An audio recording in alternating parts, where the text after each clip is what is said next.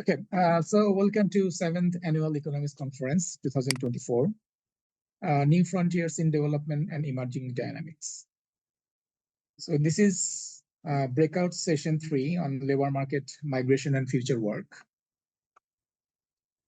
And we have 1 hour and 30 minutes, right, for this whole session. So as a chair, I think my role is very limited, sitting on the chair and to make sure everything is going as per the guideline provided to me.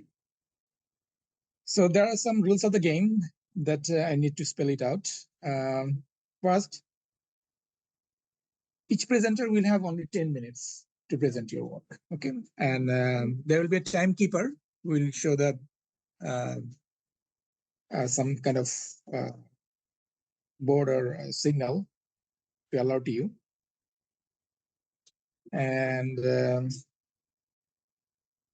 on the 5th, okay, it's already written. The paper presenter consecutively at the 5th and 9 minutes will be notified. And the discussant, I think, Miss Devika Iyer, I think she is online. She will have 15 minutes to discuss all 4 papers. And there will be a Q&A session followed by that.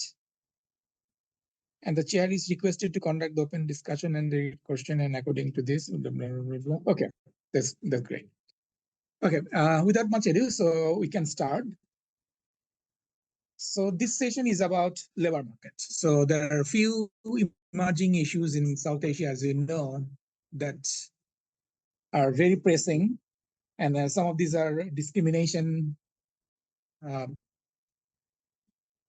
some future jobs, and also there are some impact on globalization and privatization on caste. There is some paper on taxi driver that I found very interesting, the Uber driver versus taxi drivers and their determinants on the labor market. So these are the papers that we look forward to.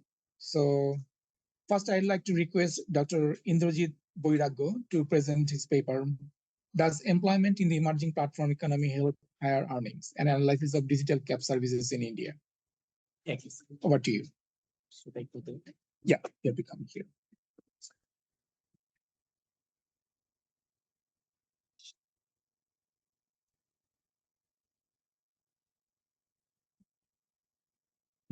Please help me to identify my PPT.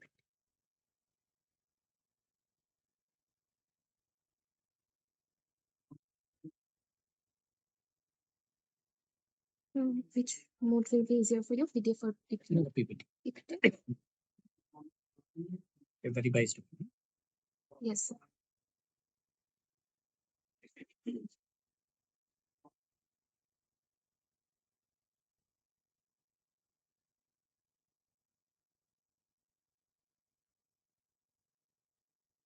Actually, yeah.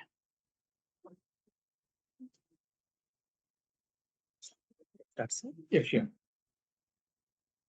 At the outset, I would like to thank Sanem as well as Professor Selim Roihan for giving me this opportunity to present my paper. The paper is co-authored with my colleague Sachin Thomas from the same institute, and myself Indrajit Boiragyo from ISAEC Bengaluru.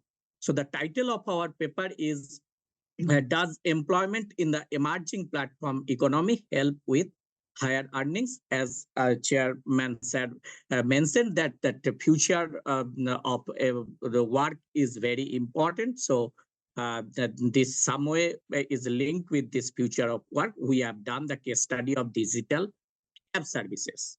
So actually, see, the emergence of this platform-based work has been seen one of the most important transition in the labor market in this present century. And if we just I mentioned this ILO statistics, that it has identified that there is an enormous growth from 142 to 777 million of platforms in last 1 decade.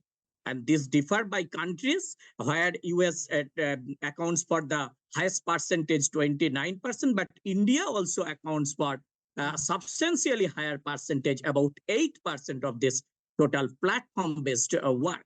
And but one problem is there when we talk about platform-based economy. Evidences are very limited because we do not have the statistics of platform-based work in our national surveys, especially these labor force surveys. But in India, the problem has been tried to sort out, introducing the code on social security in 2020. But there it is not exactly. Sure. Sorry for the interruption.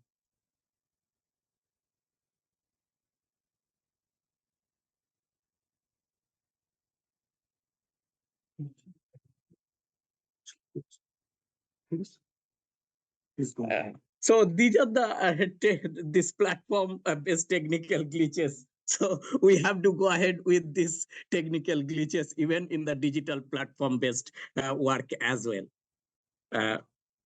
It's not moving here now.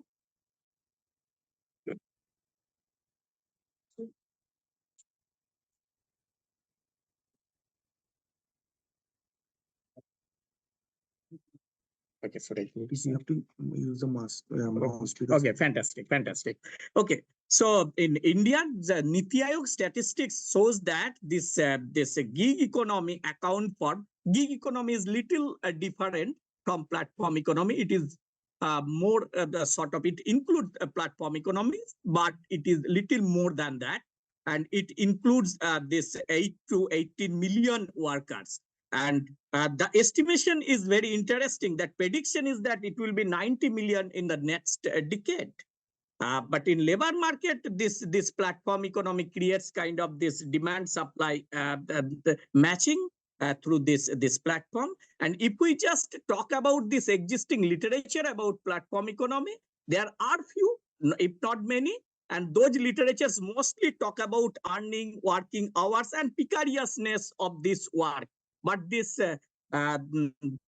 constructive the comparison with other the mode of this transportation, we have not find such type of extensive work. So we have tried to fill this gap, and this is definitely work in progress. So and we have tried to fill this gap by measuring the earning differentials of this driver of Ola and Uber vis-a-vis the drivers, those who are still operating in conventional business model.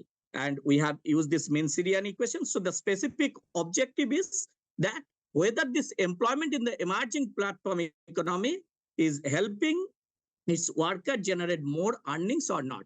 So we have conducted a field survey of 691 drivers, out of which 2/3, about 460 belongs to this Ola Uber based platform economy drivers, and another 1/3, about 240 are the 230 are from this other cab drivers. And we have followed Mancinian wage Mancinian earning equation. Definitely schooling as well as experiences are there. But here I will emphasize that we have several of the control variables, but two important control variables we have. One is that the city, does it differ by city? And another is that does it differ by this platform between this Ola Uber and other cab drivers. So here the problem was that drivers could not state the clear earning because earnings differ every day for them.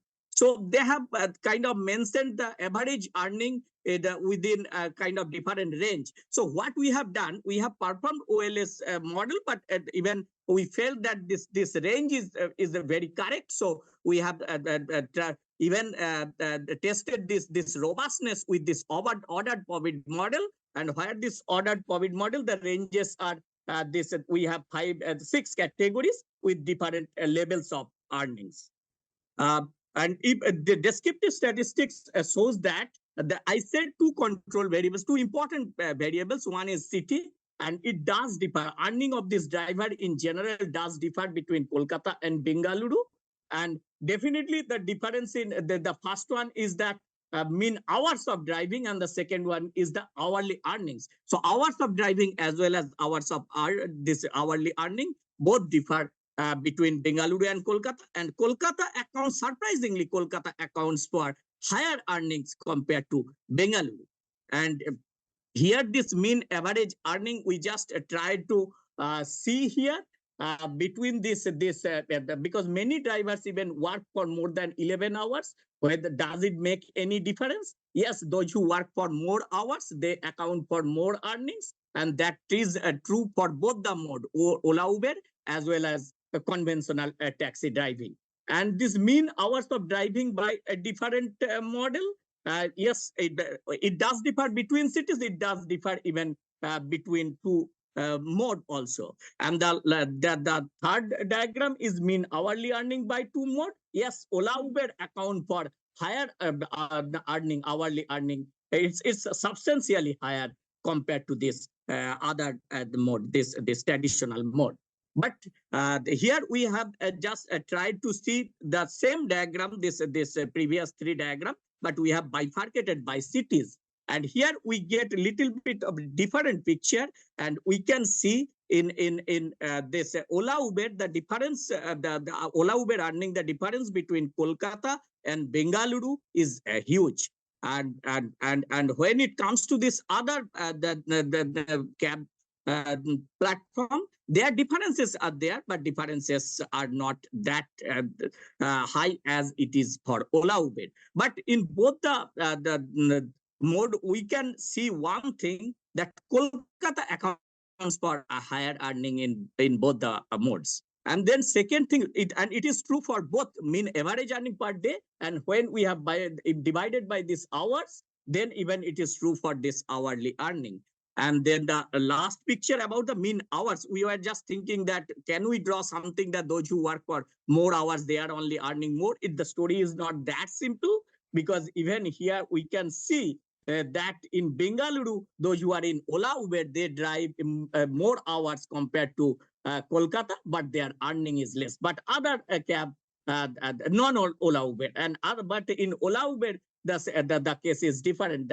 That in Bengaluru, they are driving less hours as well as they are earning less. So it might be having some relation with this hours of driving, but it may not be the kind of only a reason for these differences. And one the important variable is here, that this, even though all are drivers, they don't even own, everyone do not own the cabs. So there are three types of model. One is that self-owned, and some drivers borrowed on rent, and some drivers hired as just simply a driver.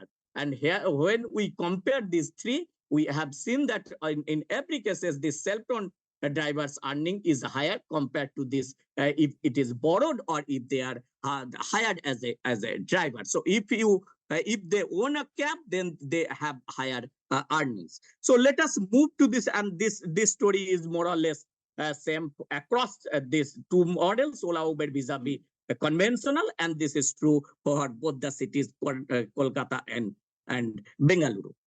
So as I have said that we have performed this regression analysis, and regression analysis, we have this first one is OLS, and the next one is ordered POBIT. It shows the robustness, and I will just focus on two important key variable here, because we have control variables of age. With the increase of age, earning increases. With the increase of education level, earning increases. Those are control variables. But two main variables is city and type of platform. And we can see that here, this Bengaluru is 1 and Kolkata is 0. It's a dummy variable city, and it shows negative and significant. So city makes a difference here in earnings. And the type of platform here, that Ola Uber is 1 and non-Ola Uber is 0. So type of platform also makes a difference. And then type of platform makes a difference both in Calcutta, third and fourth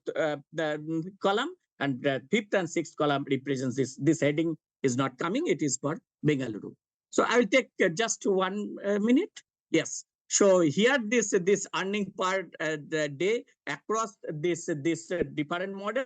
Here again city is important, and some dynamics, some differences are there that this across age if we see, and then we have even checked the robustness, because earlier regression was with the earning per day. So there is earning hourly earning, and exactly we got the similar result with this type of platform as well as a city. So just conclusion is that we have two conclusion that likelihood of earnings both per day and per hour is higher for drivers working in the Ola Uber platform, which is found true both for Kolkata and Bengaluru. And we have identified some of the reasons. Might be that high demand for digital app-based cabs, or they are operating several apps simultaneously. If there is no demand in Ola Uber, they immediately move to the Ola. They immediately move to this Uber, and sometimes even they just pick up someone customers from the road even without the app. So their flexibility is more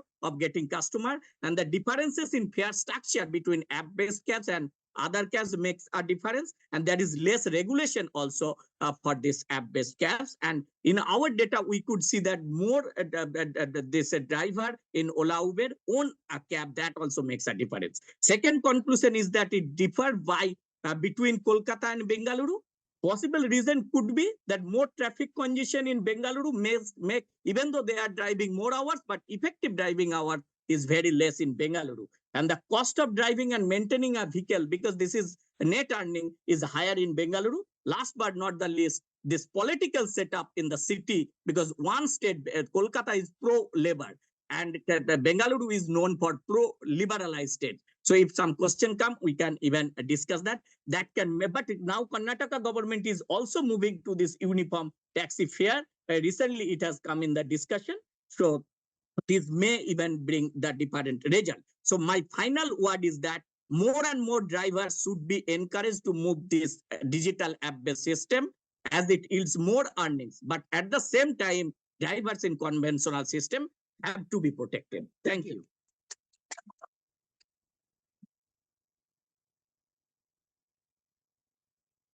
Thank you, Dr. Indrajit Boirago. Now our next presenter, Mr. Sibir Ahmed. I think he's online, right? Yeah, I'm here. Uh-huh. Can I Can I see? share my screen? Yes, please go ahead. Oh, okay. So it's a high school institution and labor market discrimination in Bangladesh.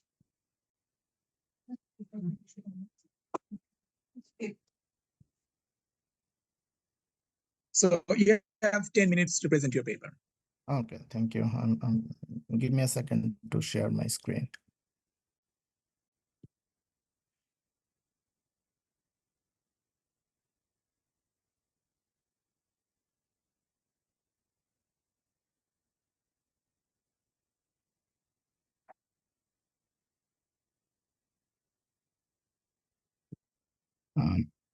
Hello, everyone. I'm Shibbir Ahmed. I'm an applied economics PhD candidate at Michigan State University. Today, I'm going to talk about my study on high school institution and labor market discrimination in Bangladesh. So let me share some background. So labor market discrimination arises when a particular group experiences unequal treatment based on any particular identity or background, and it has long-lasting social and economic consequences such as unemployment, poverty, racial and regional disparity, social exclusion, underutilization of human capitals, and so on. Discrimination can happen in any stages of employment, such as recruitment, job allocation, compensation, performance, and other stages of employment. However, this study focuses on hiring discrimination at the very primary selection process. And we all know Bangladesh is by and large a country of homogeneous population in terms of race, ethnicity, religion, and language. However, there are multiple streams of high school education. Two major streams are general high school and Islamic high school, or we can say Aliyah Madrasa. So general high school or Madrasa, I will refer as like general school versus Madrasa. Both streams follow similar national curriculum, except the case that madrasa students study some additional subjects like Arabic, Quran, Hadith, Islamic studies. After the high school graduation, I mean, after the 12th grade, HSC or Alim graduation, they all can go to colleges through competitive university entrance exam, and they can choose their preferred major. Even madrasa students can switch to general school at any level, like in their high school. However, job market is in Bangladesh is very competitive, and there is a growing perception that there is a growing perception of labor market discrimination based on the type of high school a candidate attended and the candidate's gender, candidate's religious attire preferences. The key questions here are college graduate job candidates treated differently based on high school background as well as their gender and attire? If discrimination exists, what is the extent, and how does it vary across industries and job types? What is the source of discrimination, whether it is a test-based bias or an statistical discrimination? And to give you some review that our key findings is candidates from Madrasa high school background receive fewer callbacks across the industry. So we found a discrimination, and this discrimination is based on taste-based bias. The major contribution of this study is, to the best of my knowledge, this is the first experimental study to investigate labor market discrimination in Bangladesh, and also it is a first ever study to investigate discrimination based on high school background. There are a lot of discrimination related studies based on race, gender, and other identities, but based on high school, this is the first one. And very few studies use photograph to investigate differential treatment in the labor market based on attire, religious attire particularly. So the experimental design, we did two experiment in Bangladesh to audit our correspondence experiment. The first experiment investigate the existence of discrimination based on high school background, gender, and religious attire. And the second experiment examines whether the discrimination based on high school institution is test-based bias or statistical discrimination. In the first experiment, we constructed 8 fictitious resumes with college degree, randomized at high school gender and attire level, and we controlled all the individual characteristics across resumes like GPA, university, department, other individual characteristics like computer skill, language skill, experience, those things. You see in this photo, like we created 8 total resumes. Out of 8, 4 from general high school, 4 from madrasa, and out of 4, 2 male, 2 female, and among them one has like religious attire. One male has religious attire, means hat and a beard. One female candidate has religious attire like hijab. And we control all the resume characteristics, so we didn't use any English medium background, English medium school or madrasa, only general Bangla medium high school and madrasa. And we didn't mix the high school institution like some high school madrasa student go to the college after their 10th grade exam, SSC Dakhil exam. So we didn't mix that. So any candidate that has like all through madrasa degree till 12th grade, all through general high school degree till 12th grade, and then on the university degree, we most of the 98% cases, college is similar, University of Dhaka, and we control the GPA department, other stuffs. I am not going through all of these. And in terms of job characteristics, we send resumes to 4 sectors: NGO, corporate, media, and IT, and we didn't apply to any public jobs because and some service sectors jobs that requires original documents like national ID and transcript, other stuffs. Total resumes sent in the first experiment was 3,248 to 406 jobs. 8 resumes to each of the job, and 73% jobs located in Dhaka. It takes about 10 months, and we record the callback. So key outcome variable here is the callback, whether an employer calling back for an interview or a written test. Overall callback rate was 9.3%.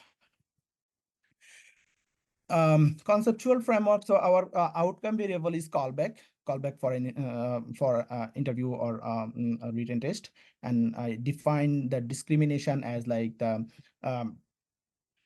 callback is an function of productivity and the identity. So if productivity is similar and the callback are different because of the identity, that's we defined as discrimination. And here is the empirical estimation that I followed: the madrasa, attire, and gender, the variable, and we control for the individual level job level fixed effect. Here are the mean callbacks. So the total callbacks was 9.4%. And you see in the first row, the callback from the general high school is like around 11%, whereas the callback from madrasa is 7.8%. And for the male, it is the male from general school got like higher callbacks around 11%.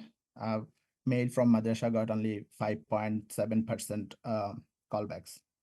And the difference is relatively higher in the media industry. In the media, general school candidates got 14% of callback, where madrasa got only 10%. So it's a big gap there. And here is the regression results. So you see in the first row, madrasa. So the first column is showing for the total sample, and next 4 columns showing for the industry wise: corporate, IT, media, and NGO. So across the industry, candidates with madrasa high school background. So here all the candidates are from Dhaka University, but some students have madrasa high school degree, some have general high school degree till their 12th grade. So candidates with madrasa high school degree, they are receiving lower callbacks across the industries. And for the religious attire, NGOs are like NGOs seems like non-discriminatory based on religious attire. It's not significant and 0. And NGOs also like You have 1 minute left, please. oh, I'm sorry. So NGOs are like favoring female candidates.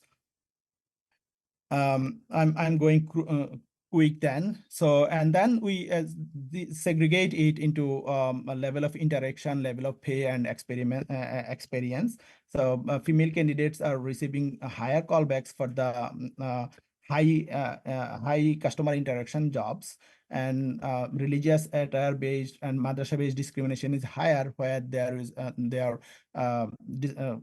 level of client interaction required. And in the first experiment, it is documented that there exists discrimination, but we are not sure whether it is a test-based or statistical discrimination. So we did another experiment. Again, we sent 8 total resumes, but this time we introduced a high level and a low level, high type and low type resumes. With a hypothesis that if the prevailing discrimination is statistical, it would progressively lessen for the high quality resumes. And again, our result shows that madrasa candidates are receiving lower callbacks even with high resumes, which indicates that and the interaction term showing the negative coefficient, which indicates that the discrimination is stage-based discrimination. So I'm going to conclude it like finding shows that college graduates with religious high school background face substantial discrimination, and it is consistent across quality of resumes. The callback differential increases for the resumes perceived to have higher productive qualities. So that means the observed discrimination rooted in taste-based bias. So in conclusion, madrasa background candidates receive fewer callbacks across the industries. Discrimination based on attire is highest in the corporate and media sector. Male candidates with madrasa background or religious attire experience higher discrimination compared to their female counterparts. And evidence suggests that the discrimination is stage-based. These findings may help policymakers in designing anti-discriminatory policies, including removing identifying information from resumes, promoting inclusive labor market, and creating public awareness. Thank you so much, everyone. I would like to hear any feedback from you. Thank you so much. Thank you, Sibyl. It's a very nice paper. So without any delay, I would like to request our next presenter, Ms. Sarika Sava, to present your work.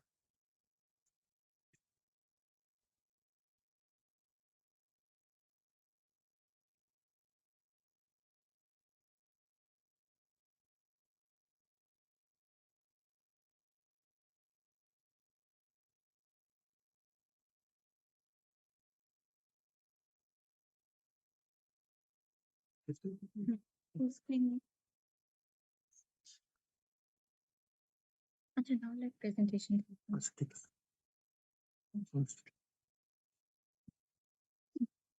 Thank you very much for giving me the floor. I'm Sharika Saba and I'll be ডেস্কটপটা share করবো মানে share করবেন এটা share এটা share করবো এখন আসছে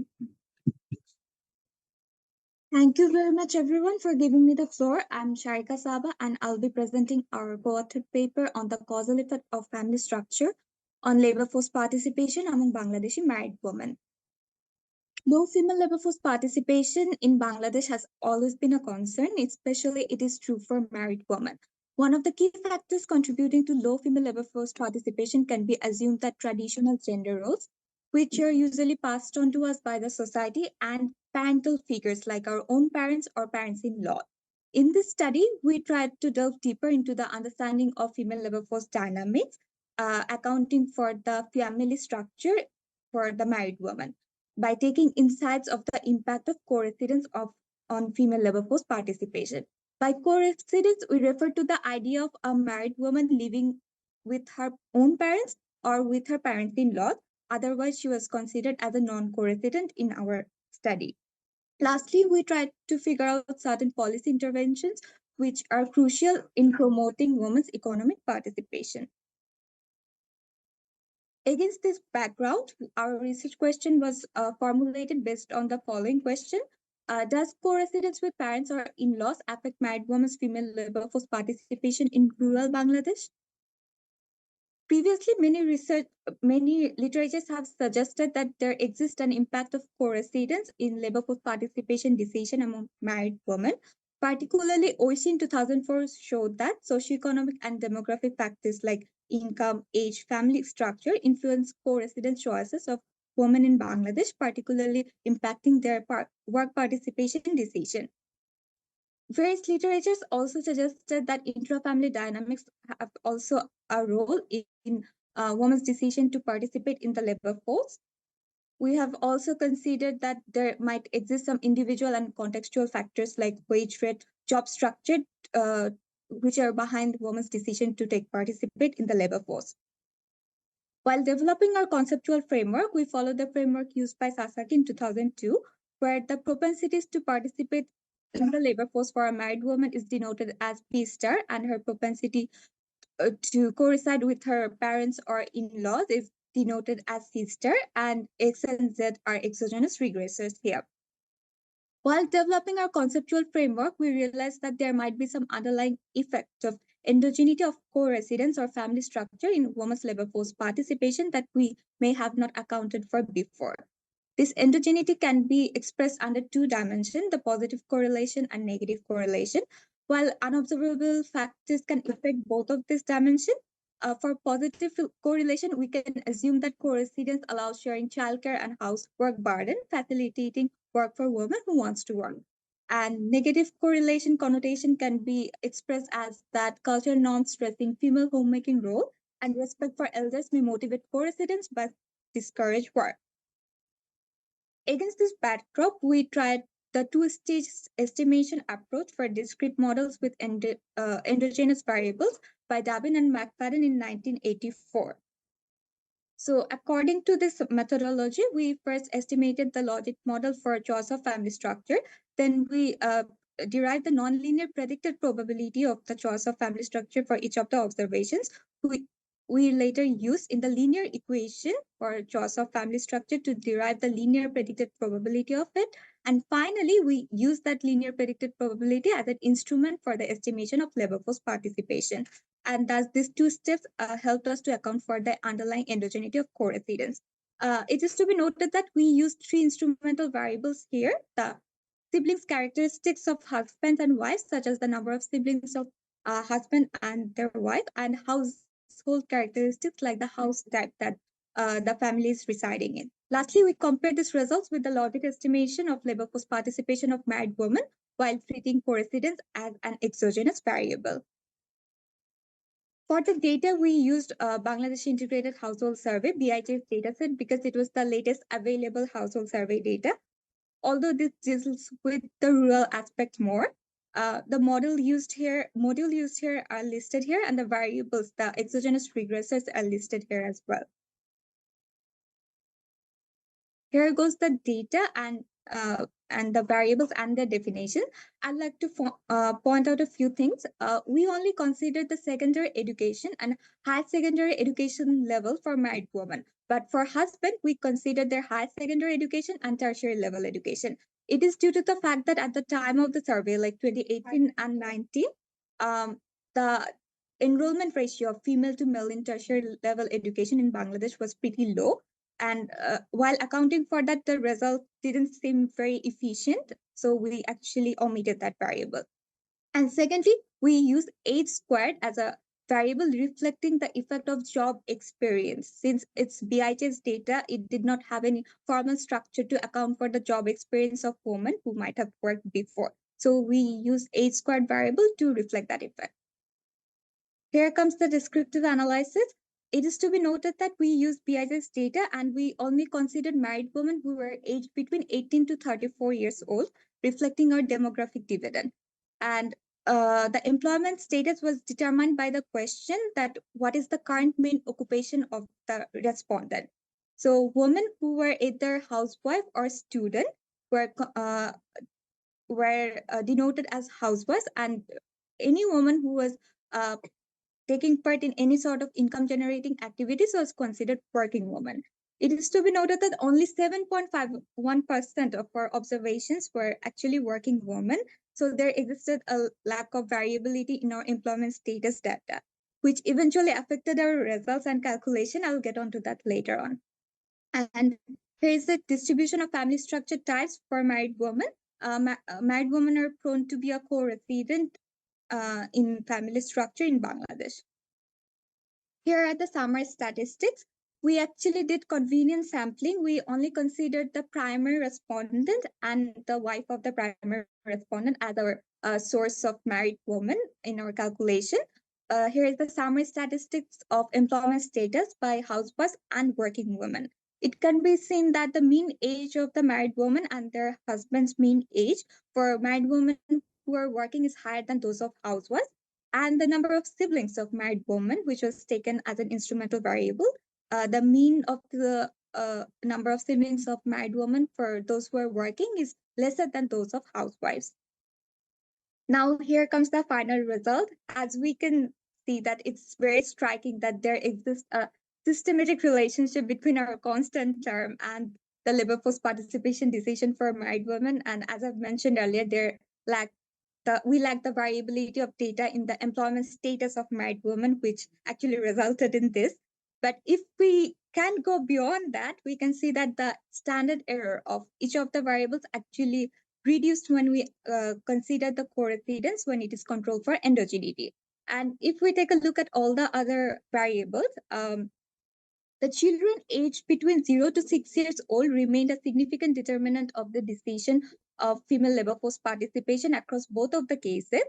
And since it is a logic estimation, the results are interpreted in odds ratio. We can say that the odds of married woman joining the labor force when her co-residence is controlled for endogeneity is lesser than her odds of joining the labor force when co-residence is exogenous, given that her number of children aged between 0 to 6 years old increased by 1. Secondary education of married women is no longer a significant determinant of labor force participation for married women. We can see that co-residence has a positive association with the labor force participation for married women across both of these cases. One interesting factor is that husband's annual earnings was previously had a negative association with labor force participation for married women, but now it has a positive association with it. We can interpret it in such a manner that having higher annual earnings for husband allows the family to take care of their expenses, and the female has the liberty to go out and explore for the jobs more. Here comes the limitations. We have already talked about how we used convenience sampling, and of course, we had low level of female labor force participation in our data. We have also mentioned that the lack of availability of women's job experience data was there, but we tried to use H-score variable to account for that. Which brings us to our conclusion that co-residents living with parents or in-laws might increase married women's work participation, but we found very weak evidence for it because, once again, our data lacked the variability required for it. And young children aged 0 to 6 years old were a major obstacle for working mothers. And this calls for the high quality child care that is crucial for women's employment and economic well-being.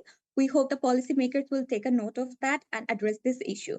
And future research may consider whether having a permanent servant or other dependable family members can increase female labor force participation or not. And that brings us to the end of my presentation. Thank you. Thank you.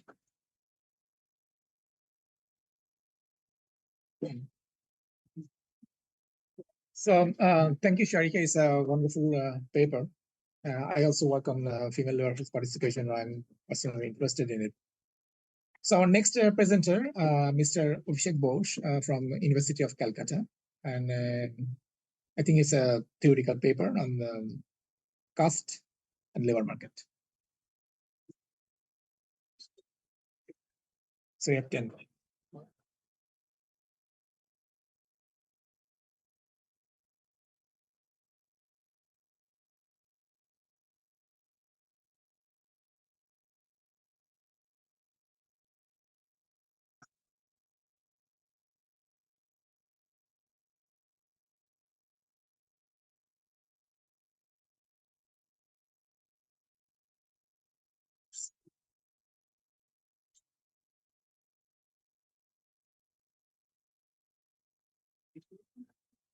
Good morning, everyone. Thank you for having me here today. So, before we move on to the specifics of the topic, I would like to introduce an already ongoing work, that is delimited commodities, that the authors are working on. So we know that commodities can be classified basis on their properties of excludability and rivalry, but in the context of society, heterogeneity exists, and so there also exists social norms which can influence one's consumption decisions. So let's take an example.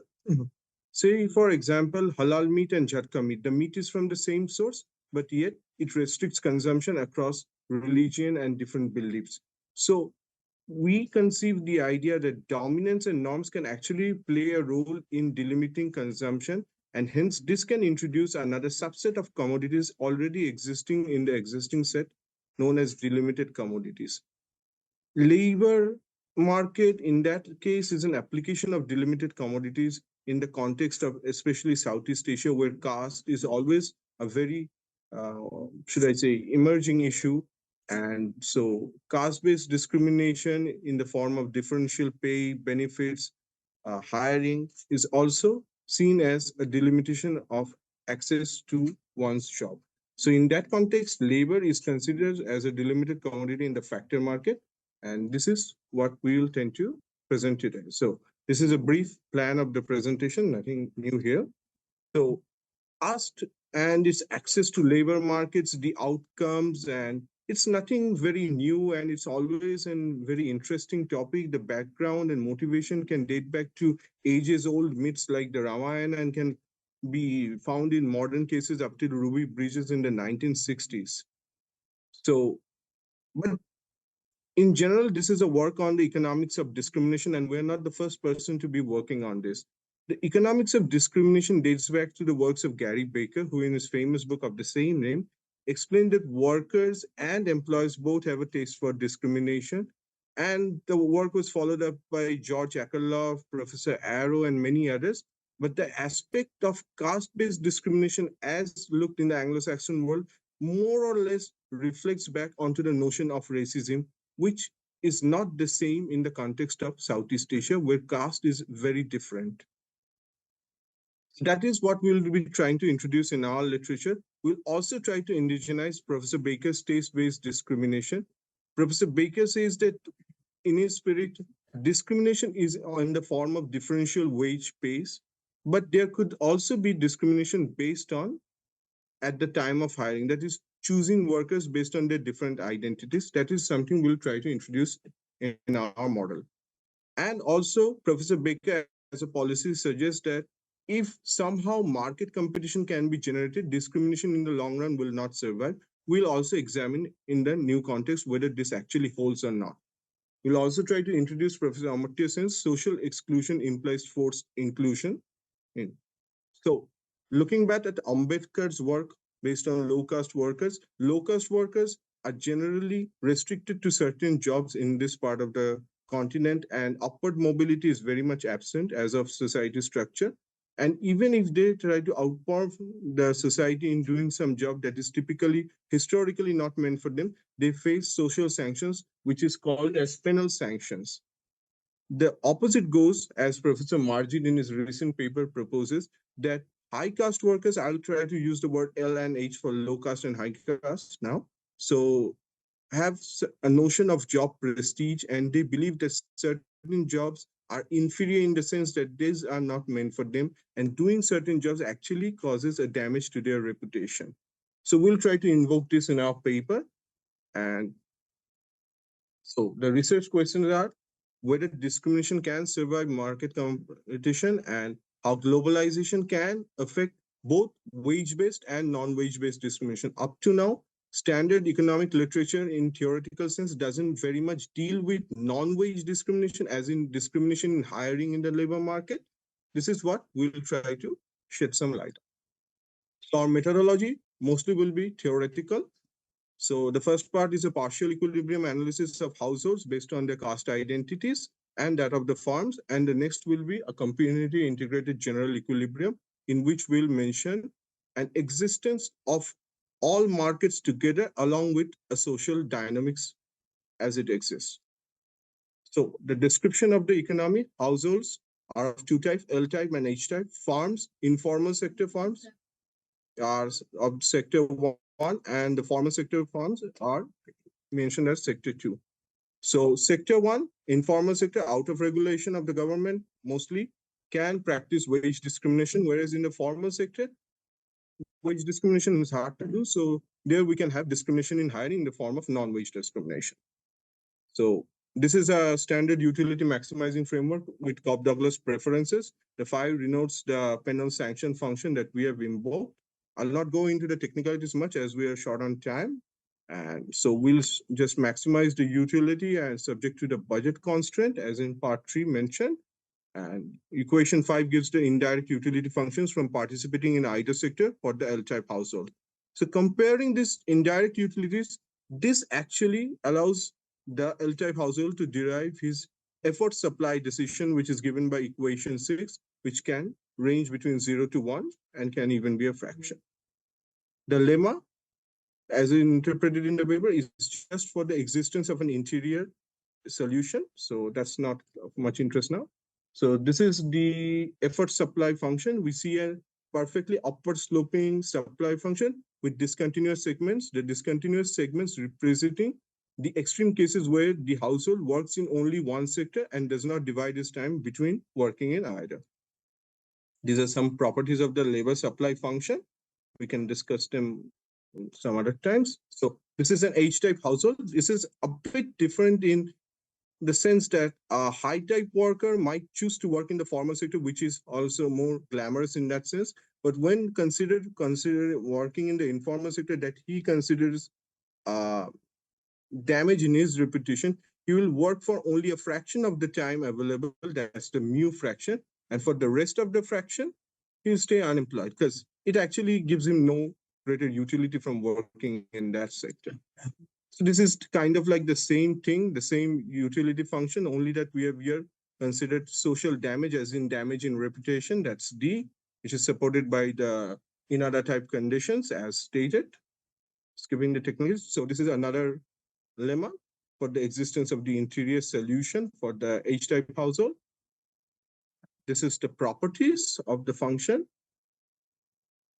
Okay, so again, we have a similar upward sloping supply curve for effort with discontinuous segments representing almost the same thing as in the extreme cases where the household works in one sector only. Now, coming to the production aspect, we'll first deal with the informal sector. So the informal sector uses intermediate commodity I and capital to produce any commodity. That's the informal sector commodity. And this intermediate commodity is something of what we call is a vertically spread commodity that is produced using both L-type and H-type workers, given a social primitive small x. So this is like the context of the Indian leather market. So the Indian leather market goes through production of labor goes to various different phases. So there's the skinning, tanning of leather, the drying, the treatment, then making the final products and exporting. But what we have seen and what Nikolf 1959 presents is that most of the initial phases of job are mostly done by L-type workers, while the high-type workers or the high-caste workers are mostly deal with the export and retail of this. So if given spread over this, we can consider different production level beyond X and below X. So that's how the intermediate commodity is produced. Wage discrimination exists. High-type worker receives a premium. Lemma 3 supports the comparative advantage. That is, L-type households have a comparative advantage in the earlier stages and H-type in the later stages. Coming to the formal sector, so this only uses labor and capital, no wage discrimination. R bar is the number of jobs reserved for L-type. 1 minus R bar is the non-reserved jobs. There, an employer based on his caste identity can, put discrimination in the sense that he can hire someone of his own caste identity, that is Q times 1 minus R bar. Q is the probability that a H-type worker will get the job, and 1 minus Q, 1 minus R bar is that he will not get it. So this is the standard cost minimization exercise, only that employing more and more H-type workers actually lead to a damage in reputation for the firms. So that's the rho Q times, that's the cost on the firm faces for employing more H-type workers. But since most employers are of H-type, they have utility from employing them. So this actually gives the employment bias function Q, which is given here. Give me like a couple more minutes. So the discrimination in the production sector, we arrive at these properties. These properties we can discuss in the later session. And so finally, coming to the general equilibrium system. So there's the price system and the factor market clearing. I've already mentioned the G, nothing to mention. And so this is the definition. So coming to the conclusion, we see that in the face of foreign investment in the form of FDI, actually sector 2, which is the capital intensive sector, expands and sector 1 contracts. Sector 1 contracting would lead to a decrease in wage differential. In that sense, Professor Baker is absolutely correct. Perfect competition and privatization does drive out discrimination. But from an interesting result from the partial equilibrium analysis, we observe that as more and more sector 2, that's the formal sector, grows, so does grows the sense of employers' taste for discrimination, that is discrimination in hiring. So there actually exists a trade-off between wage discrimination in its traditional sense and non-wage discrimination or discrimination in hiring. So this is something that we need to look into more, because this is an ongoing paper, and this is the kind of trade-off that actually exists. So we'll need more policies and to deal with this. So this is the major problem that deals with, and this is where I think Professor Baker has missed out on. So these are the key takeaways. So I guess that would be all. Thank you.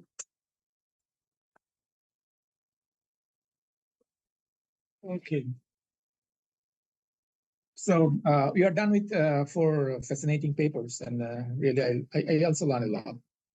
So now I'd like to request Ms. Devika Iyer, Regional Policy Specialist, Employment Inclusive Growth Team, Regional Hub for Asia Pacific, UNDP Bangkok. Ms. Devika, are you here? Yes, Oh. I'm here. I'm online. Thank you. Yeah, I can see it now. So you have 15 minutes to discuss 4 papers. Sure. Please, over to you. Yeah, thank you, Professor Iqbal. Good morning, everyone. This has been an excellent session with very inspiring presentations made on the 4 studies. So as a discussant for this session, I would like to share a few reflections on the 4 papers, basically structuring my intervention around my brief assessment, recommendations to improve the paper, and also relevance of the paper to academia and to society, and here I mean to policymakers, and this is from my perspective. So I'll begin with the first study: does employment in the emerging platform economy help with higher earnings? An analysis of digital CAB services in India. So in terms of my assessment, the study provides a very clear structure and narrative, and it does an excellent job in accompanying the reader through the various steps of the model that lead to the core results of the analysis. It illustrates its main research question, model, and insights in a manner that is both detailed and reader-friendly. Now, in terms of the core question of this research, that is whether ride-hailing platforms allow to generate more income compared to the conventional taxi system. So while the study does a convincing job in providing a solid analysis, it should be highlighted that one of the main limiting factors is, in the sense, remains the limited sample being considered. That is, I think, 691 drivers surveyed across 2 cities. So with this limited sample, it cannot be said to be representative of, the whole of India. And it is possible that extending the sample to more cities and regions, might yield different results in terms of the influence of different factors on earnings among the 2 groups. In terms of, specific recommendations to improve the paper, it would be useful to add a paragraph or brief section that outlines the limitations of the study design as it stands, for example, the size of the survey that was, just mentioned. It would also be interesting to delve more in depth with some of the actual policy implications derived from the insights generated by the study. While the study actually makes a brief mention on having to, and I would, quote, this is drawn from the study, address fair competition between conventional taxis and these ride-sharing platforms, it would be very interesting to discuss how some of these results, example, the higher income associated to the education level or the lower income associated to being a scheduled caste, might influence specific policy decisions.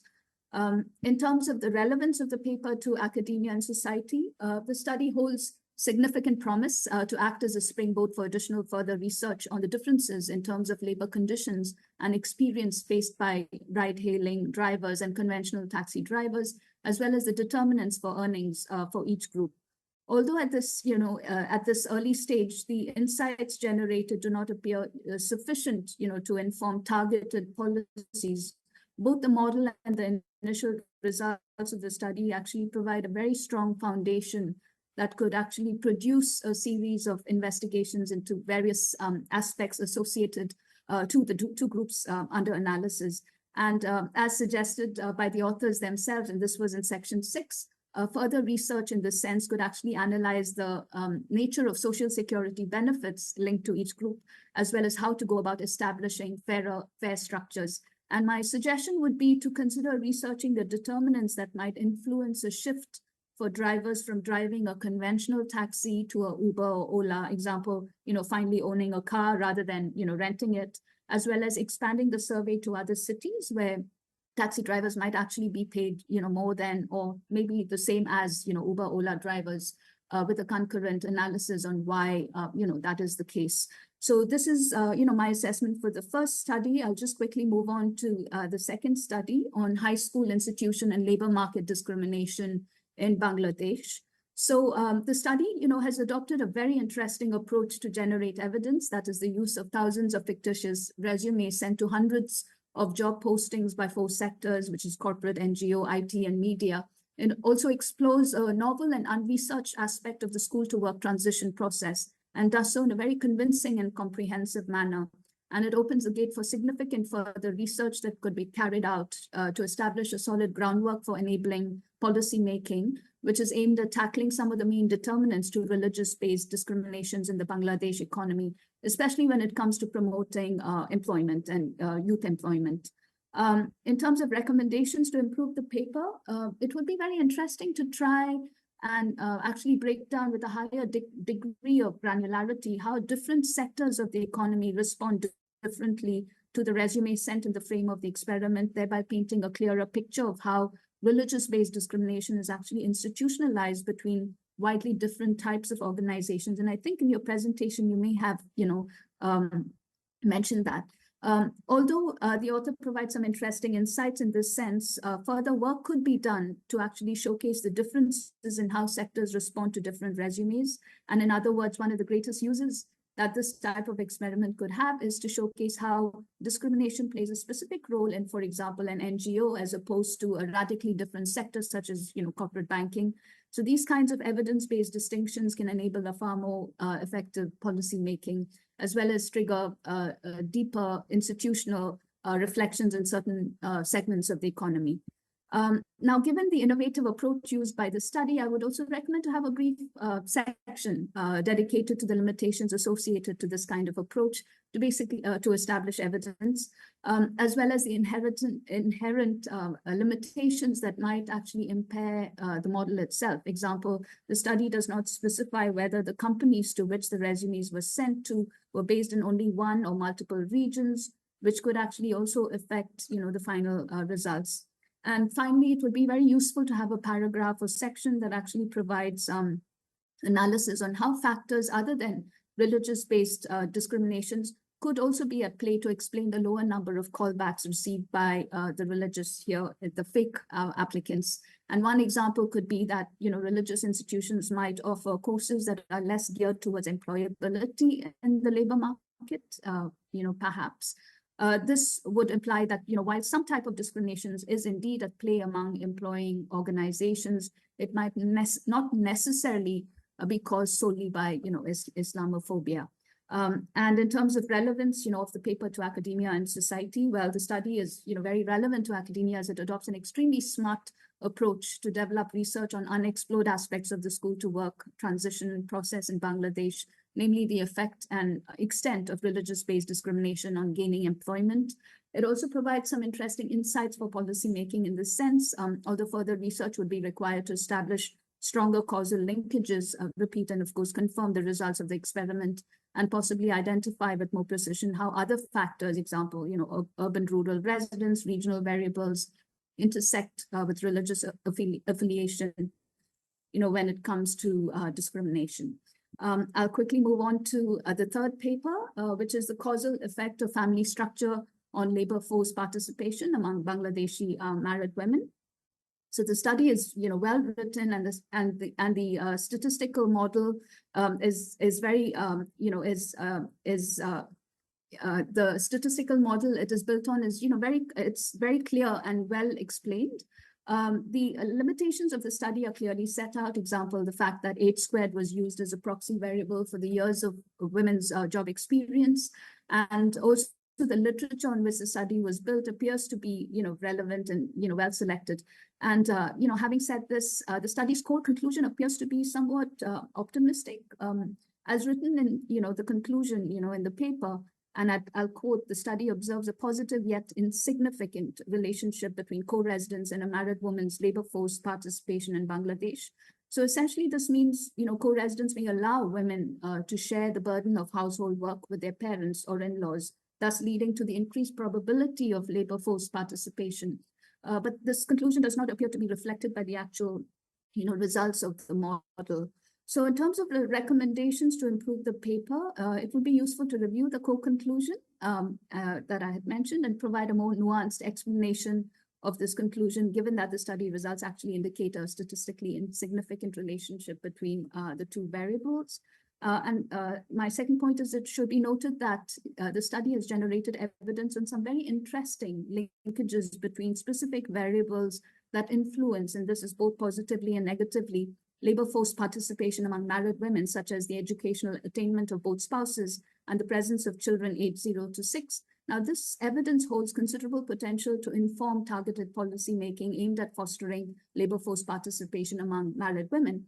Given this, it would be interesting to expand the study and identify how other variables affect labor force participation among married women, such as the impact of the pandemic by comparing data from the pre and post 2020 versions of the labor force survey. It would also be interesting to introduce in section 5, which is the conclusion section, a range of possible policy recommendations derived from the results of the paper, not just in terms of co-residence, but also other variables. While the paper does state, this is in section 5, that it reaffirms the growing need for high quality daycare as it empowers parents, particularly married women, to stay employed and contribute to their family's economic well-being, providing some more insightful thoughts on how policymakers should leverage the results of the study to inform their policies could be a great addition to the relevance of the paper.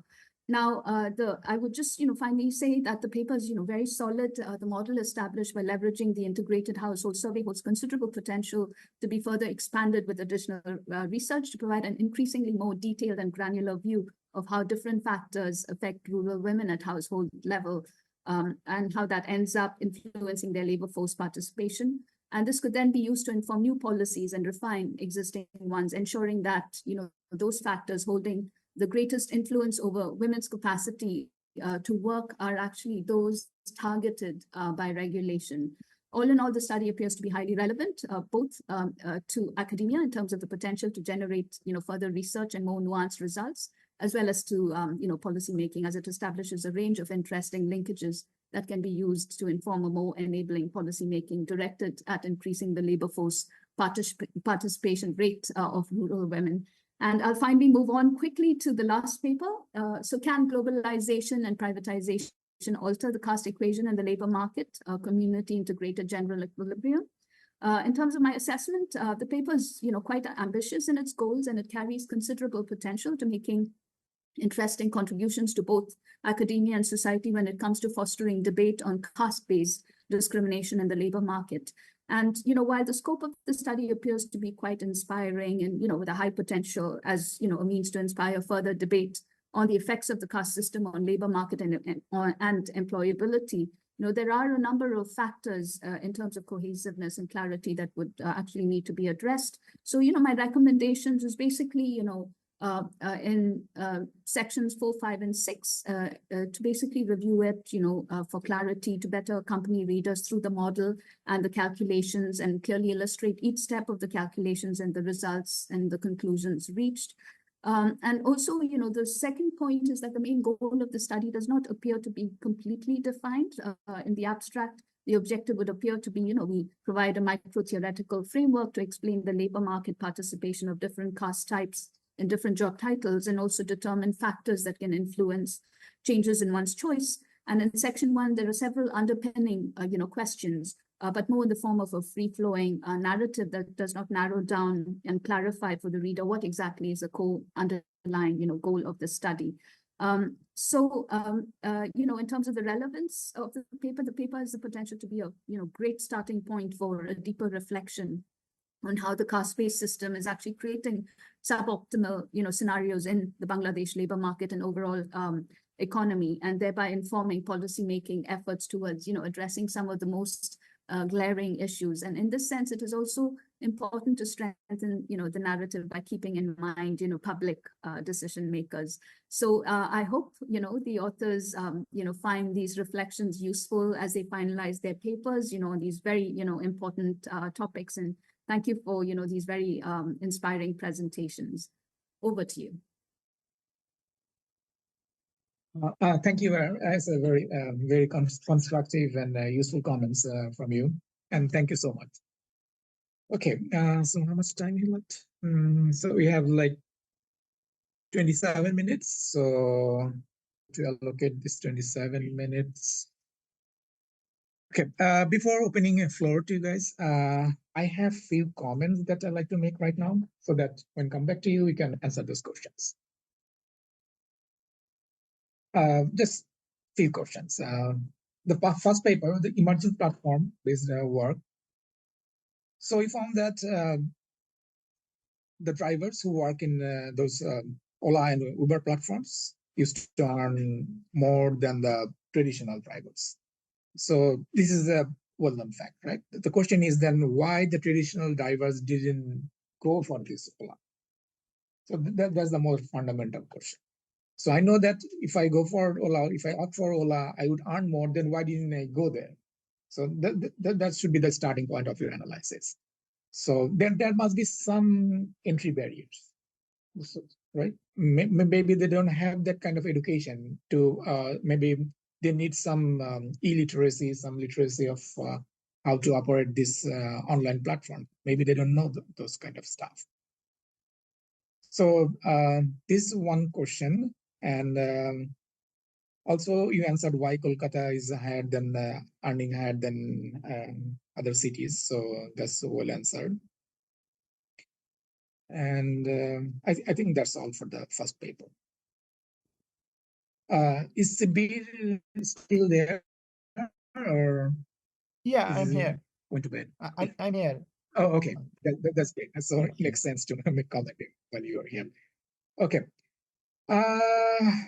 Yeah, it's a fascinating paper. We know about this kind of fictitious CVs sending out to the employers and see the labor market outcome. So my question is, you said that it's a test-based discrimination. I'm not sure about this kind of strong conclusion, whether it's test-based or it's a statistical discrimination here. Because when you see the IT or more technical jobs, you see that there is hardly any discrimination there, right? So there must be something in their CV. Oh, that's one point, because if you could show us the CV of the 8 types of CV, right? You say that. What are the CVs and how they're different? Then we could make a good comment on that, how these people are different. Except the high school background. Yeah, Yeah. definitely you would have in your online appendix, and yeah, I know that. Yeah, but again, if it is a test-based discrimination, there will be discrimination even between IT job and some managerial or other kind of job, right? But in that case, it is not the case, right? In the case of IT, I think people can, the employer can see see the quality or judge the quality of the applicants more objectively or concretely than the CVs which are applying only for managerial job. So how I conclude it test-based versus statistical, if you allow I'm me not to sure. confirm. I'm not sure because maybe it is inconclusive. Maybe it is a combination of maybe it's a combination of both test-based and statistical. If you allow me for 30 seconds, I can share how Yeah, sure. I'll come back to you to give your answer. Okay, sure. Yeah. Sure. And also, in terms of attire, did you put? I think you put picture on the CV, right? You Sorry? put picture on the CV because yeah, but it's a fake CV. But how did you put which kind of So picture? the photos are real with consent. So we keep all those photos pretty similar Bangladeshi young university graduates. Yeah. Okay. So, but they have religious attire. Some have religious attire, some doesn't. Yeah, maybe you could generate some AI generated pictures. In the second experiment, I did that, but in the I did the first experiment in 2021. So okay. Yeah, he was not that popular at the time. Okay, excellent. That's it. I don't want to take much time from it. About the SAEC's paper, the family structure, female workforce participation, married women. That's just a fascinating paper, and there is a growing literature on that, as you know that. And you try to see if the co-residence has any impact on female labor force participation. So again, the problem is that the co-residence itself is endogenous, as you said, right? It could be a choice. The woman, the husband, they can choose to live with their extended family. If this is the case, it is endogenous, and how to solve this endogenous problem. And you said that use the number of siblings of married women as instrument, right? the number of siblings of the married woman. And her husband as well. Two And- different instruments. Oh, and her husband also. Okay. Because I'm not sure about the sibling of the married woman, because the married woman is staying mostly with their. There are families where the husband is migrant workers, so the woman is actually living with her own parents while being married. And what percentage of families are there that are living with their own parents? Around 7%, if I'm not Oh, wrong. okay. 44% living with her in-laws, and the rest of the Okay. 7% were living with her own parents, and the rest are non-born. Okay. No, excellent, excellent. And I think it's a valid instrument, and it is also for all the statistic and it's all the significant test. And that's good. Just my one suggestion would be there are some standard way to present your IV results, your first stage results, and all the space, just one published paper and follow their structure here. And about the sample, did you collect this data on your own? BHS data. It's a BHS data set. Okay. The BHS has a huge data set, and it's a 3 rounds of BHS. So you can. Latest now, third round actually for 2018-19. Okay, so he has only 1 round. So why not using the panel then? You can, yeah, you can have the fixed effect then. So you can see whether within family variation that there is any impact or not. That will also improve your precision and estimation. About the last paper, I couldn't follow most of the equations there. I just had a quick look. Yeah, I'm just wondering, what's the main message, or what do you have learned from this model? If you could say in 1 or 2 sentences when it's your turn. Because when you write a mathematical model, the idea is that we cannot say before writing this model that we can say after that, right? So there are some insights that we can draw from that model that we cannot see ex ante. So what is that insight? So that if you can explain, I will come back to you later. Okay. So these are the questions for you. When you have time, you can explain more, but most of the cases I'm satisfied. And now the floor is open. If you have any question, please introduce yourself. You have 1 or 2 minutes to ask your question or comments, and please raise your hand.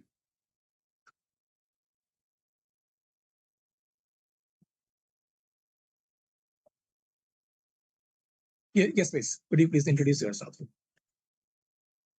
Good morning, everyone.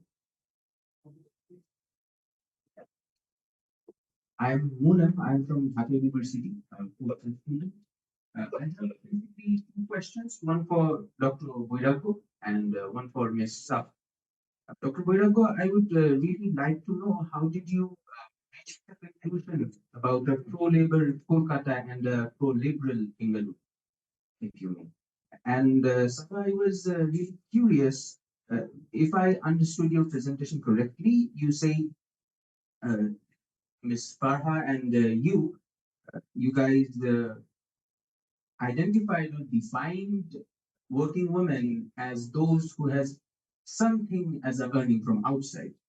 But why did you guys not explore the idea of informal and formal job segregation? Thank you. Okay. One more question. Okay. So I have a question for. Will you please introduce yourself? Yeah, I'm Manav from Technology. So I work as a teacher at you. So I have a question for Professor Bajrangi. So question is like, people have to wait when they have to take when they are doing the Uber or Ola, they have to wait for passengers, right? They do get like easily the passengers, but when it's not rush hour, they have to wait. So in that total hour, have you used that waiting time too? Because I also did a very small study in Kathmandu, and I found out that there's a bike scheme. People wait a lot, so they do get rides. In peak hours, they are very busy, but during the midday, during the very late days, they have to wait a lot. And so calculating the wages of those kinds in those labor markets, you have to be careful about defining how many times are they putting. And because like Ola won't report that waiting time. And the question, I have an opinion to Sabha. It's a small portion opinion. The causal effect is very strong term nowadays, and to get published in a international journal, because I expect that you'll be putting it out somewhere. The title, the causal effect, is like so strong term, and I don't think that your method still justifies putting the causal effect.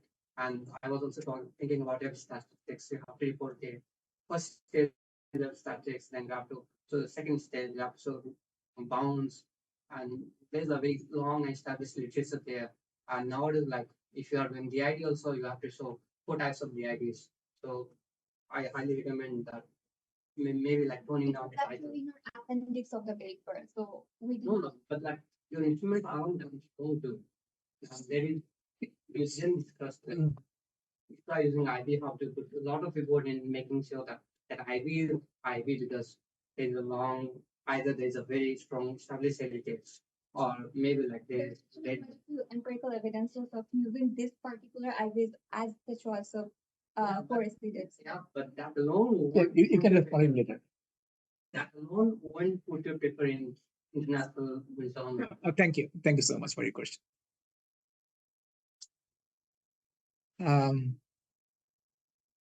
Anyone else? From the middle, one from the back, one from the front, someone from the middle. Oh, sure. You can. Absolutely. Yeah.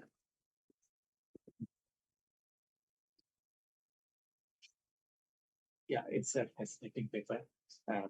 The few things. One is that this number of children, because marriage is a constant, but having a children is even a more constant for women to participate in the labor market. So here, have you counted how many children that they have? Means, do you have any variables? And then if you even bifurcate by young children and this young or old. And the second thing is, as the chairman said, even I a little bit that crackdown statistic, because to acceptability of your instrument, you have to present that crackdown statistics. And it is a weak instrument or strong instrument. Those things are very important. If you have possibly you have not presented these things here. Another thing is that it is a panel data, no?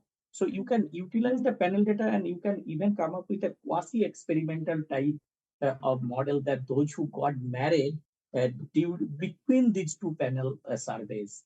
And you can have a comparison that their women's marriage status, the labor market, and the same individuals this post marriage status. Thank you. Excellent comment. Any more? Okay, I think we have 10, 12 minutes left. Okay, so that's it from the floor. Then I request each presenter to respond to the comments. You have yeah, sure. Yeah, you have 2 minutes each. Yeah, from the same order. Thank you, sir.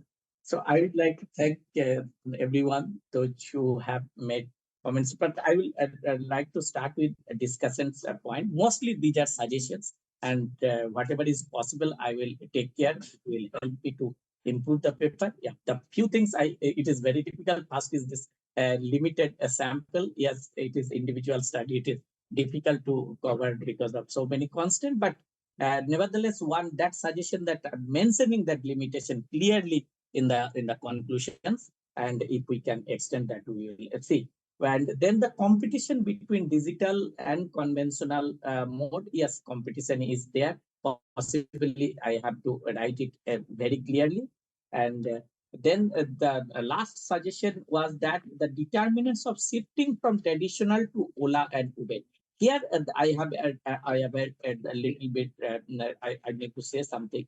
Actually, 5 years back, everyone were in conventional mode only. So those who are in Ola Uber today, they all have shifted.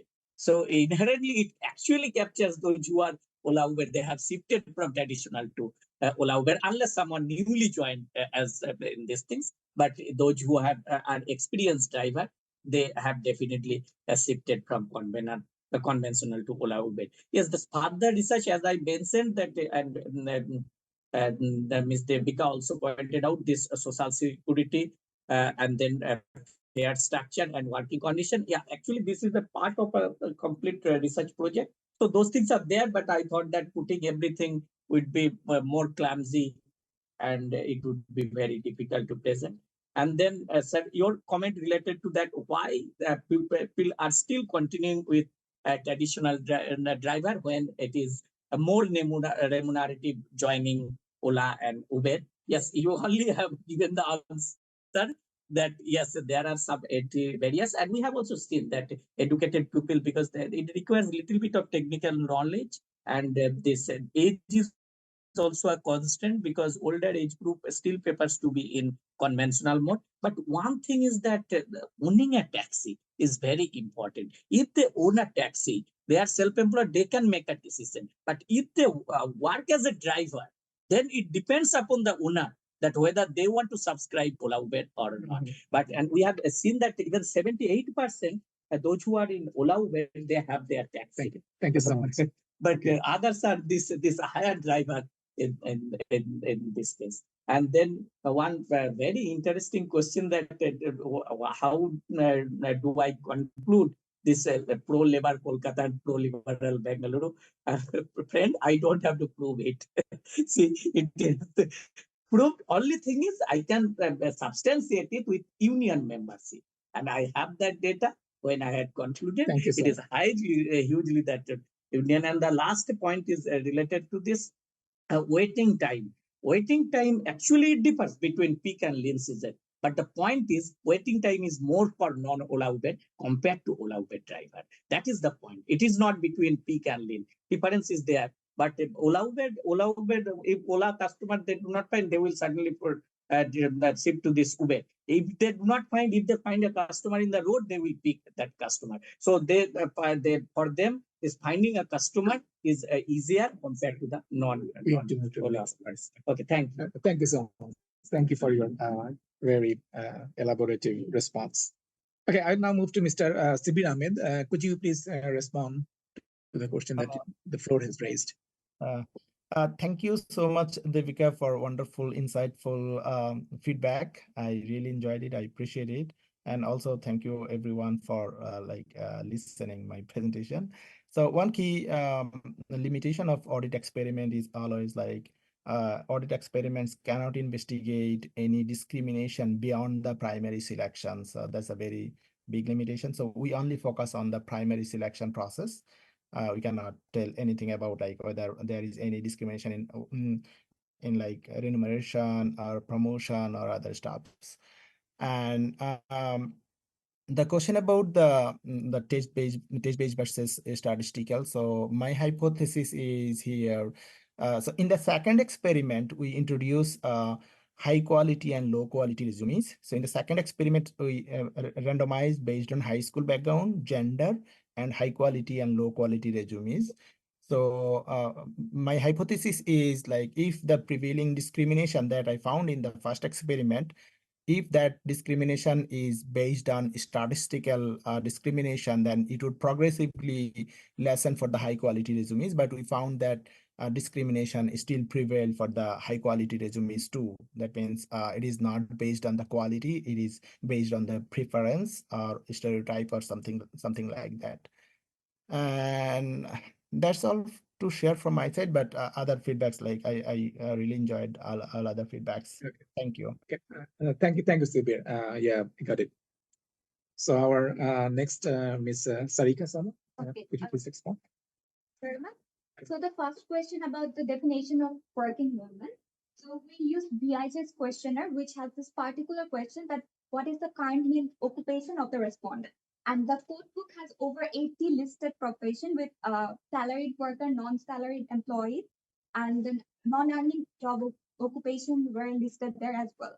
So all the women who were under this umbrella of non-earning occupation, mainly housewives and students, were considered as housework, and the rest of the women were considered as working. As for the causal effect, there is already established literature that co-residents in Bangladesh more or less have somewhat influence in labor force participation decision, as I mentioned earlier, OIS's literature in 2004. So we wanted to go beyond that and look at the causal effect. As for the instruments, the number of siblings of husband proved to be a strong instrument in our calculation, while the number of siblings of married women and posted for weak instrument, and the results were actually in our appendix. But the number of children, as we said, that our final sample was based on the primary respondent and the wife of the primary respondent. So we actually considered the number of children in the household based on the relationship with the primary respondent, and then we divided it into two sections of children based on 0 to 6 years old and children above 6 years old to children aged between 18 years old. And yes, it has been reiterated quite a few times that we should have done panel estimation, but we actually used VHS data from round 3, which is a cross-sectional data. So maybe in the future, we can take a look at that and do panel for the experimental process and fixed effect as they're suggested. So yeah, thank you. Thank you. Well, thank you for your question, sir. So the major aim of the paper is to actually look beyond wage discrimination, which is very much prevalent in the literature on labor economics. Now, as Professor Baker suggests, he says that if the marginal productivity of a worker is less than the real wage he receives, it means that the employer has, in some sense, a subjective notion of discrimination that is practicing in favor of the employed worker. But then that again is basic wage differential and existing literature. But what about the story of employer discrimination in the sense of discrimination at the point of hiring, where I hire as an employer some worker based on some identity, maybe caste, maybe religion, maybe other things. So that is a new addition that we are trying to do in a theoretical sense, because that is mostly missing in the vast literature on labor economics. There is gender discrimination, there is skill discrimination and differential wage pays, but non-wage discrimination in the form of someone getting the job and the other when their skill set is exactly the same is something that we are trying to add to the existing literature, or more personally, the theoretical literature. And to keep in mind a very broad list of social parameters, we've introduced the general equilibrium analysis so that we can actually assess what FDI and privatization policies and maybe other form of trade liberal policies can actually do this. And so in that sense, our conclusions find that in a sense, Professor Baker thinking at this time was correct that wage differences do narrow down, but we can't say for sure about employees' case for discrimination, that is discrimination in hiring. It doesn't really quite narrow down with FDI. We can't prove any solid statement in support of it. So this is what we're trying to add. Thank you. Thank you so much.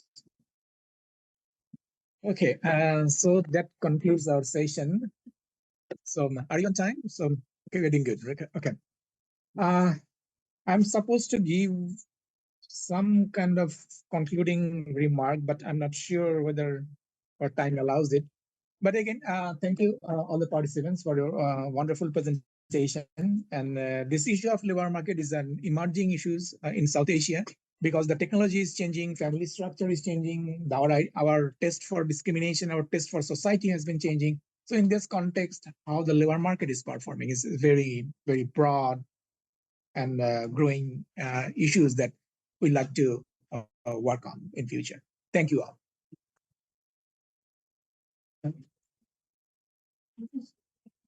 Thank you so much, everyone. Those were 4 very interesting papers on labor and future of work. Thanks to our discussant and chair as well. We have some souvenir certificates for our participants. I'd like to request our session chair to hand over the certificates to our participants. Thank you. Thank you. Thank you very much.